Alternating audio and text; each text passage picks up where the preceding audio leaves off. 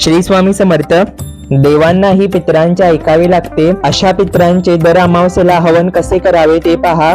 अमावस्या हा पितरांचा दिवस असतो. या दिवशी आपले पितर आपल्या घरी येत असतात. दिवसभर आपले पितर आपल्या दरवाजाला येऊन उभे असतात. आपण जर त्यांची सेवा किंवा हवन केले नाही तर ते विनमुख परत जातात व आपल्याला त्रास देतात. दर अमावस्येला आपण हे पितृसुक्ताचे हवन केले तर आपले पितर संतुष्ट होऊन आपल्याला आशीर्वाद देऊन त्यांच्या लोकांमध्ये परत जातात. तर ह्या पितृसुक्त हवनासाठी काय काय घ्यावे ते पहा. एक हवन कुंड घ्यावे. हवन कुंड नसेल तर लोखंडी तवा घ्यावा. हवनासाठी गाईच्या गोवरी घ्याव्यात. गाईचे तूप आणि काळी तीळ घ्यावेत. कापूर घ्यावा. तसेच जे काही धूप असेल, अगरबत्ती असेल आणि तुपाचा दिवा तो घ्यावा. त्यासोबतच नित्यसेवा ग्रंथही घ्यावा. स्नान झाल्यानंतर देवपूजा करण्या अगोदर ही पितृसुक्ताची सेवा करावी. देवपूजा असेल, नित्यसेवा असेल तर ती करू नये. एक आसन घेऊन दक्षिणेकडे तोंड करून बसावे. समोर हवन कुंड ठेवावे व लागेल ते सर्व साहित्य समोर ठेवावे. हवनाला बसताना काळे वस्त्र घालू नये. सर्वात आधी हवन सुरू करण्यापूर्वी धूपदीप प्रज्वलित करून घ्यावा. त्यानंतर एका वाटीत हवनासाठी काळे तीळ घ्यावेत. त्या तिळामध्ये गाईचे तूप मिक्स करावे. तूप आणि तीळ एकत्र चांगले मिक्स करावेत. ज्या काही गाईच्या शेणी असतील त्या हवन कुंडामध्ये रचून घ्याव्यात. खाली थोडासा कापूर टाकावा म्हणजे अग्नी चांगला प्रज्वलित होतो. नित्यसेवेतील पान नंबर 170 वर पितृसुक्त आहे ते काढावे. हात जोडून 1 नंबरची ऋचा म्हणावी. वाचन करत असाल तर जपे विनियोग असे म्हणावे आणि हवन करत असाल तर हवने विनियोग असे म्हणावे. त्यानंतर ऋचा क्रमांक 2 ते 15 आपल्याला हवन करायचे आहे. त्यानंतर हात जोडून फक्त नमन आणि पितृतुष्टीकारक पितृस्तोत्र म्हणावे.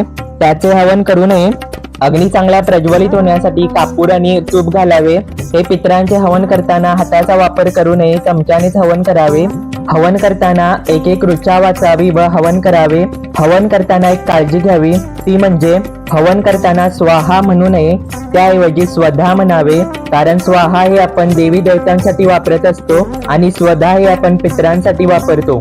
आपल्याला स्वाहा म्हणून सवय असते. हे हवन करताना लक्ष देऊन स्वधा म्हणायला विसरू नये. अशा प्रकारे दर अमावस्येला पितरांचे हवन करावे.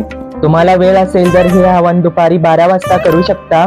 पण त्याआधी कोणतीही देवपूजा, कोणतीही नित्यसेवा करू नये. दुपारी 12 पर्यंत वेळ नसेल तर तुम्ही सकाळी करू शकता. अशा प्रकारे हे पितरांचे हवन करून पितरांची सेवा करावी. हवन करताना काळे तीळ बाहेर येऊन पडतात. बाहेर उडून पडलेले तीळ पायाने तुडवू नये. हवन झाल्यानंतर ते पायात पडू नये म्हणून बाहेर पडलेले तीळ गोळा करून निर्माल्यात टाकावेत. मोजून फक्त 5 मिनिटं लागतात या सेवेसाठी. हवन झाल्यानंतर झालेली सेवा पितरांच्या चरणी अर्पण करावी. दक्षिण दिशेला डोके टेकून नमस्कार करावा. ही पितरांची सेवा आपल्याला रोज करायची आहे. हे हवन फक्त अमावस्येला करावे. रोज वाचन करावे. प्रत्येक श्री स्वामी समर्थ सेवेकऱ्यांनी ही सेवा करून अनुभव घ्यावा. जसे आपण नित्य सेवा अखंड करतो त्याप्रमाणे ही सेवा ही अखंड करावी. हे पितृसुक्ताचे पठण करून घराबाहेर पडल्यास सहसा आपल्याला कुठेही अपयश येत नाही. कार्य सिद्धीस जाते. चहूबाजूंनी सहकार्य मिळते. ही सेवा रोज केली तर आपल्याला नारायण नागबली हा विधी सुद्धा करावा लागत नाही. ज्या घरात मुलांचे, वडिलांचे तसेच पती पत्नींचे पटत नाही त्यांनी ही सेवा केल्यानंतर त्यांच्यामध्ये प्रेमाचे संबंध निर्माण होतात. हाती घेतलेल्या प्रत्येक कार्यात यश लाभते. पितरांचे अखंड संरक्षण लाभते. दर अमावस्येला हे हवन केल्यास पितरांचे कृपा आशीर्वाद लाभून मनस्वास्थ्य, गृहशांती, कुटुंबास पितरांचे अखंड संरक्षण मिळते. हाती घेतलेल्या प्रत्येक कार्यात यश लाभून आध्यात्मिक प्रगतीतील अडचणींचे यथाकाल निवारण होत राहते. वाचन झाल्यानंतर हात पाय तोंड धुवून मगच देवपूजेला सुरुवात करावी. हवन शांत झाल्यानंतर हवनकुंडातील रक्षा एका झाडात टाकावी व हवनकुंड स्वच्छ धुवून ठेवावे. तर अशा प्रकारे ही पितरांची सेवा आहे. ही सेवा कधी चुकवू नये. हे हवन पुरुषांनीच करायला पाहिजे असे नाही. हे हवन महिलाही करू शकतात.